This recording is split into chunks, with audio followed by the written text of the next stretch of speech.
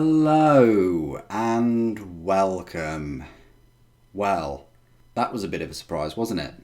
I was actually thinking of just putting up a few pictures of some of the new models revealed today in the preview. I didn't think that would suffice. This needs a video, so grab yourself a cup of tea or a cold beer or a beverage of your choosing and join me as we dive into a detailed look at this preview of these new models. So Games Workshop have just revealed like a preview video and another new article on their community website. They typically do this with any kind of live party launch thing, but all of the previews before haven't been as big as this, I don't think. What we'll do is we'll break these down. So firstly, they just put this up.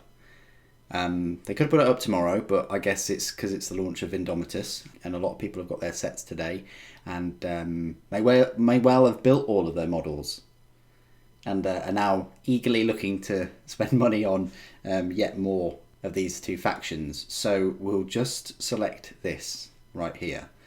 Now you've got it's finally here, new edition, it's landed, and then you can watch the Twitch below. New generation of codexes. So we are pretty much 10 months, not even a year, since the last full Space Marine Codex came out. And that was a bit of an overhaul in the points department, because if you remember, the first Space Marine Codex in 8th edition came out at the very start. I don't know whether this is going to be a trend. It may well be just because of the timing and because of how popular Space Marines are at the moment, and just the way things have fallen. But I hope it's not a precedence that Games Workshop are releasing two codexes within one edition. I don't know how much this codex or the Necron Codex will be. I'm leaning more towards it costing £30 because they're saying that it's got a few of the other chapters in there as well. I think the Death Watch, So I'm leaning heavily towards the £30 mark. If it's £25, then that will surprise me more than if it's 30. But still, we're 10 months after the last Space Marine Codex, and now we get another one. I understand why we're getting another one, because Games Workshop have been busy, and they have released a new slurry of Space Marine vehicles and miniatures. I get that.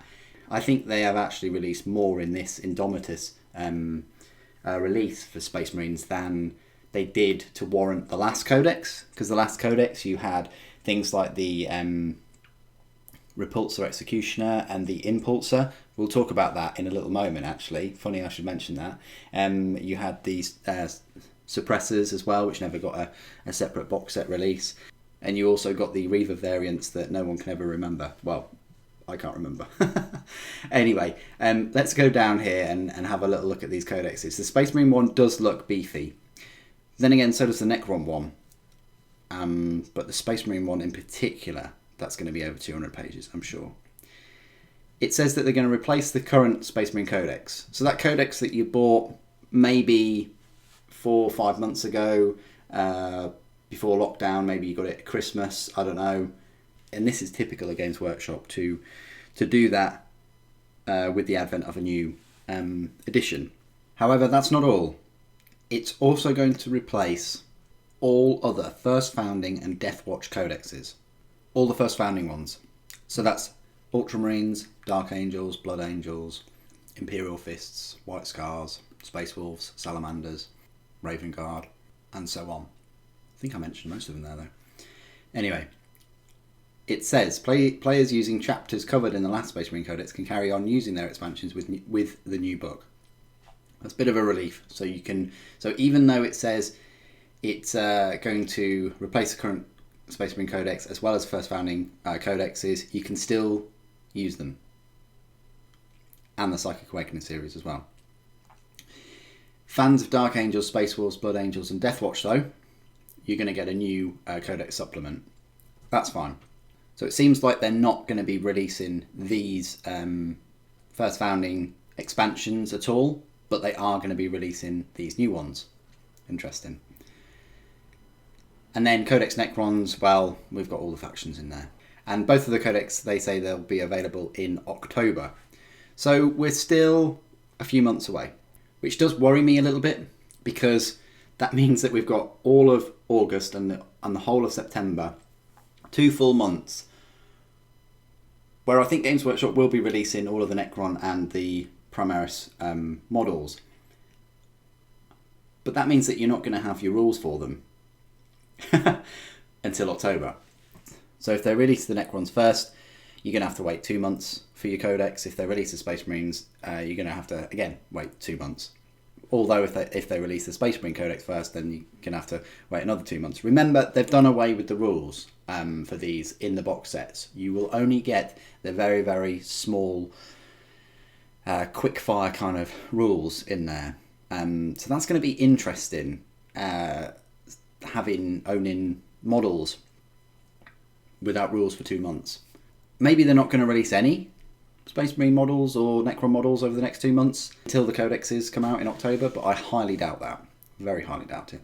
Anyway, this is the big news, and this is the thing that motivated to make this video, is a brand new Space Marine tank. If you could name one model in the whole of the Warhammer 40,000 range that an army needed, or that Space Marines needed, would a new tank be at the top selection? But super, stop being so salty. Primaris haven't got any tanks. They've got 4 tanks. They've got the Astreus, which is a super heavy tank, and still as of today, Space Marines don't necessarily have a brand new super heavy tank. They never have. They've always had the older tanks from the Horus Heresy, like the Baneblade and things. They've got the Repulsor.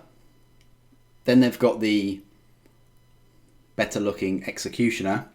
And then they've got the demon child of a Repulsor and a Rhino, the Impulsor. This is the Impulsor chassis. I've had a good detailed look at this thing. And there's the Impulsor. Look at the front. Look at the viewing ports or viewing slits, whatever you want to call them. Look at the rear array. And look at this new Gladiator. By the way, I think Gladiator is a bit too much of a fanfare. I think that name is a bit too glorious for this. It's a short-ranged anti-armor tank. I think that Gladiator is just a too revered name for this little tank. So it will be Impulsor size. It won't be any bigger than an Impulsor lengthways and widthways.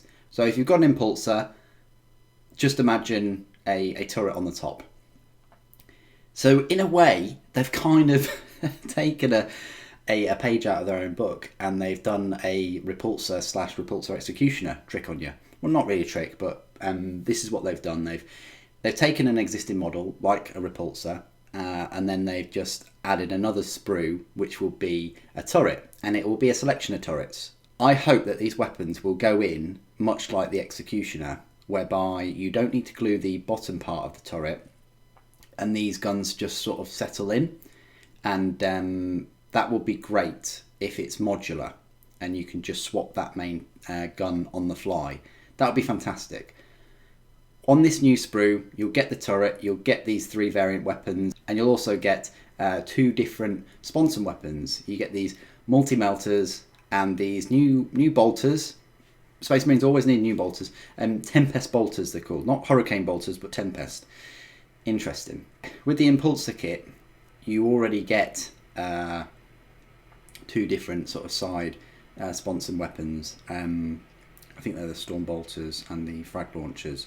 So the Storm Bolters aren't anything new. You'll get them in the kit, but the Tempest Bolters and the Multi-Belters are new. Its main equipment is the ever so popular las-talon. Why? What's wrong with the las cannon?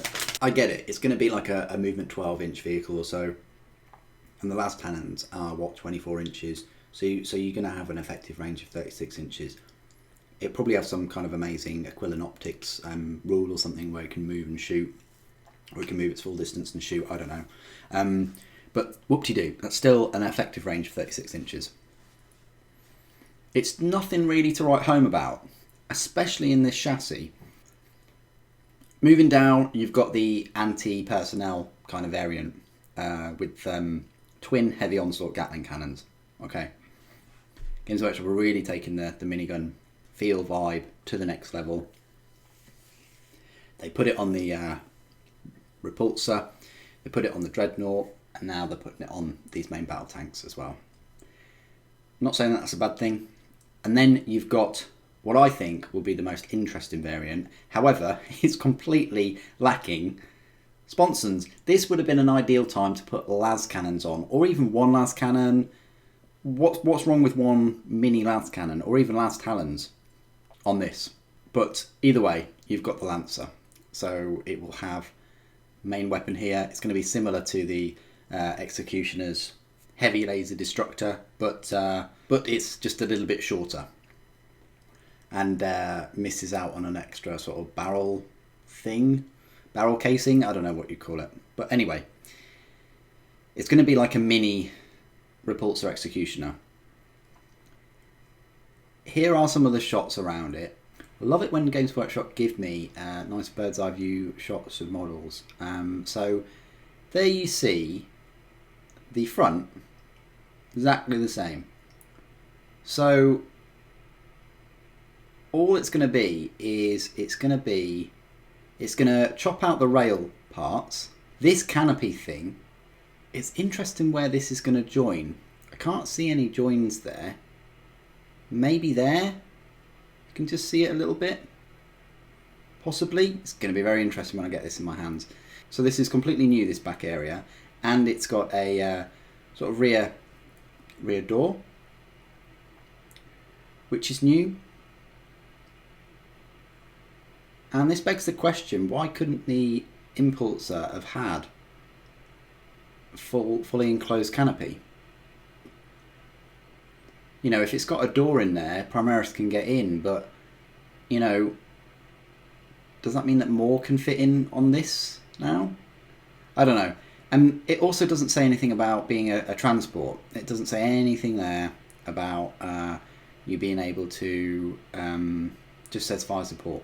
So it's going to be an Impulsor with a main turret. So they have used the Repulsor Executioner card on this one.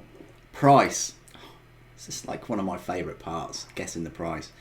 Now, bearing in mind, the Impulsor is overpriced, in my opinion, completely. And I wonder if Games Workshop do this. They release a highly priced model like this, and then they go, oh, right, well, it's a Primaris Rhino, but it can only hold 6 Primaris, and it'll cost you almost 50 quid. Okay, well, it's not selling that well. I rarely see these in videos, rarely.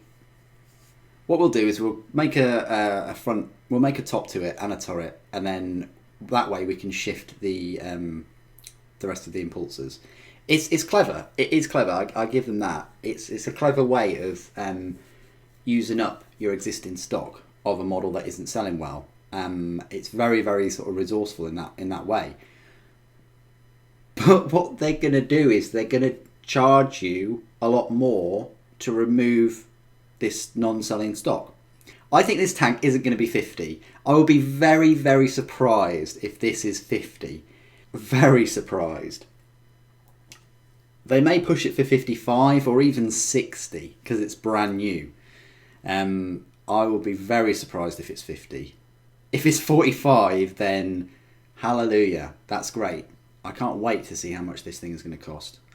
But yeah, very interesting to see what they're going to charge you for this basically extra turret. I mean, they could charge you an extra £5 for this extra sprue with this turret.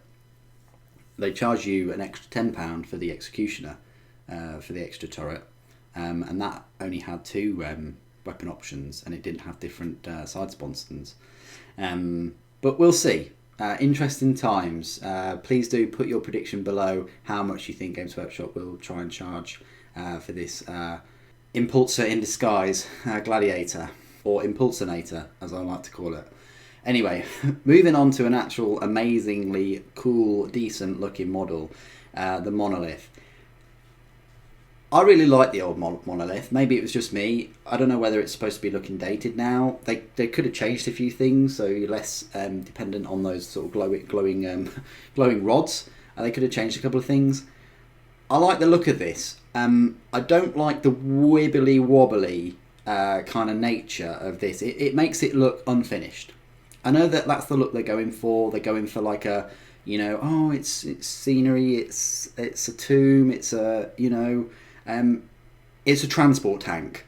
Let's face it. At the end, it is a transport tank. It's something that's made. Yes, it's probably many millions of years old or whatever. Well, if that's the case, why isn't everything else chipped, like the weapons and everything else needs to be, if you're going for that look? I like the clean lines of the older monolith. I'm not trying to detract from this model at all. I think it is super cool. I think you're going to have just the most difficult job on the whole planet of getting the same paint scheme on that golf ball that they put on there, and getting in all the nuts and crannies, and it's definitely going to be a part assembly for this one. But I'm not sure about the steps. It kind of makes sense that these steps would unfold, but it does look a little bit like the steps from a motorhome that sort of come out, and also these big kind of thruster jets. They work on the destroyers, but again, I'm not really sure they work on this.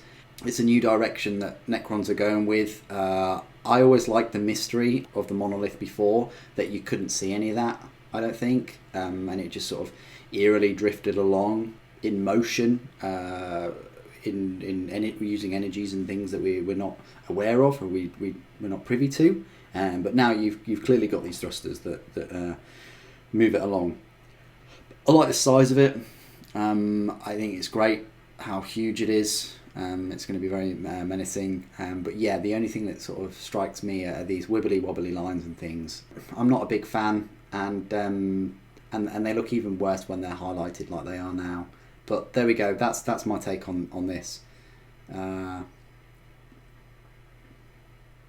Yeah, it looks like moving scenery now. I like the effect though that have gone with that light there, and obviously the golf ball thing. And then there was a few other little looks at models. So you've got to look at a new Adepta Sororitas Lieutenant. They're now producing lieutenants for all the other armies. This is a Palatine. I don't know whether we needed a Canoness wannabe. I don't know.